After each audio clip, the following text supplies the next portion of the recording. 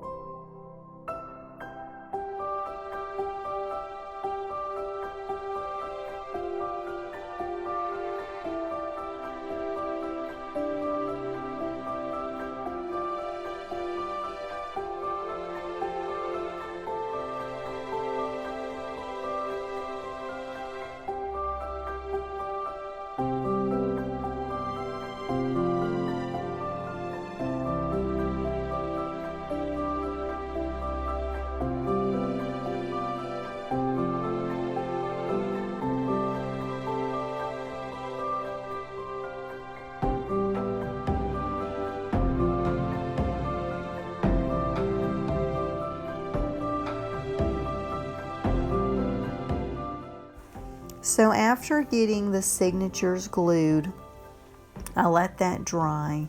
And now I'm coming back over the pages and going to apply gesso.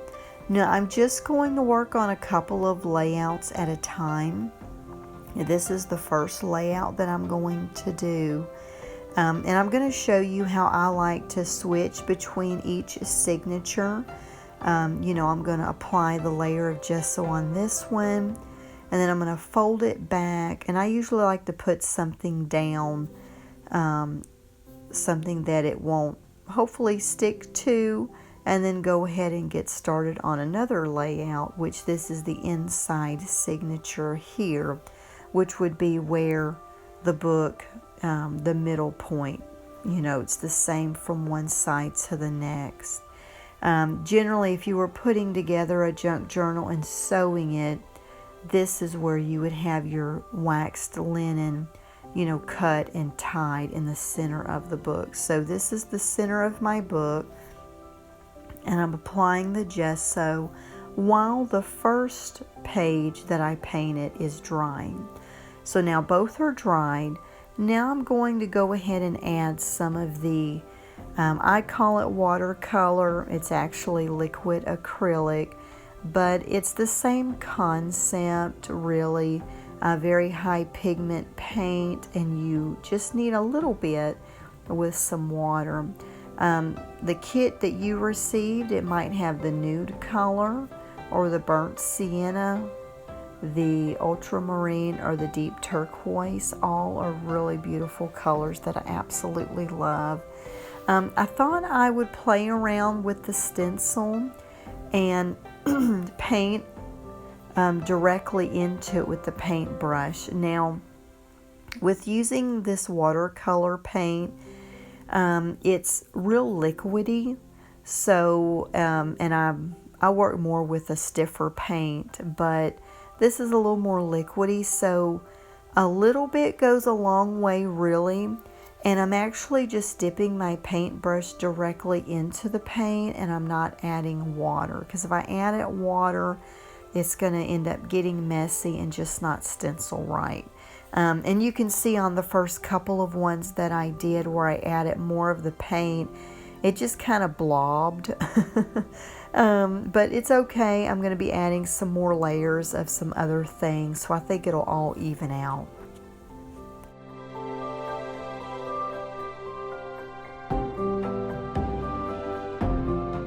So after letting the stencils dry, or you know where I painted at with the stencils, now I'm coming back with the burnt sienna liquid acrylic paint, and I'm not adding very much at all to the water. I'm literally just doing a little dot with my paintbrush, dipping it in a bunch of water, because I don't want it really dark. I'm just going for a light background because I don't want to cover up the pink stencils that I've painted.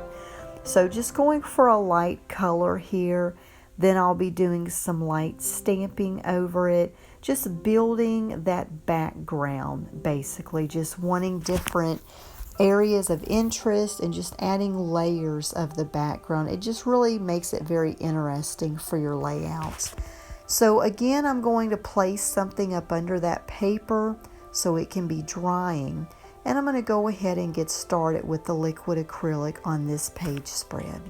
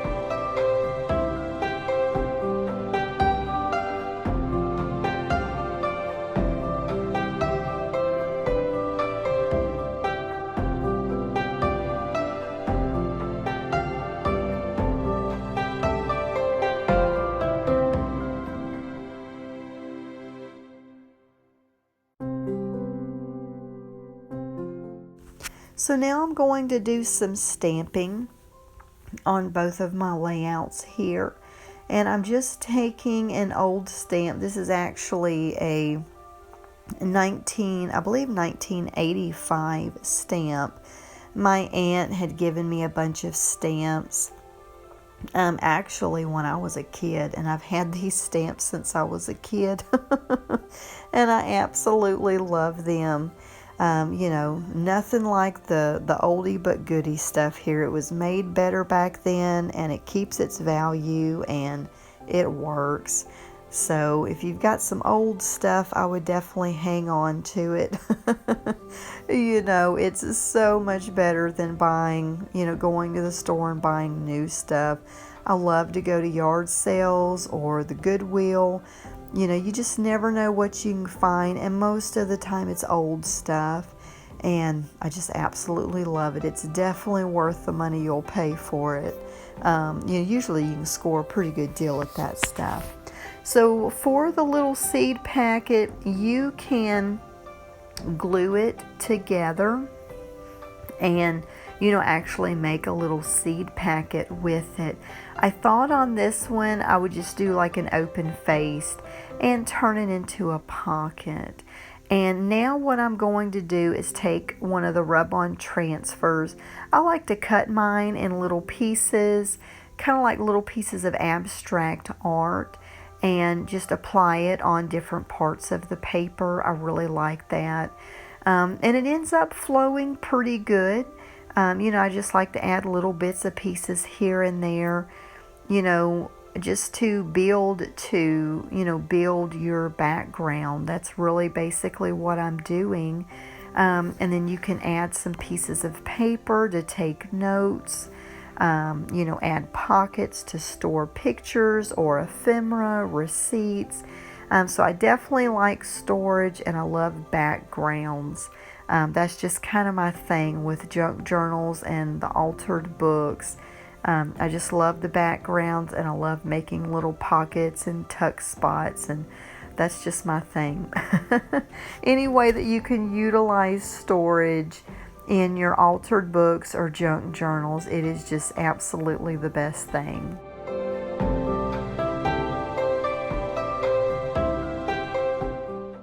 So I want to add some of this carbon copy receipt here, and I'm just going to tear it where it will fit in between the flower and the butterfly, and I'm just going to glue it down, and that way I can have it as a journaling spot, whatever I want to write in that area.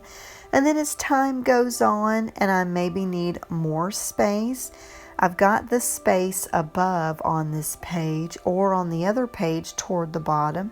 If I want to use that for more journaling space, if I want to glue a photo underneath where I've got the seed packet there and then maybe write about it on this yellow receipt, that'll be great.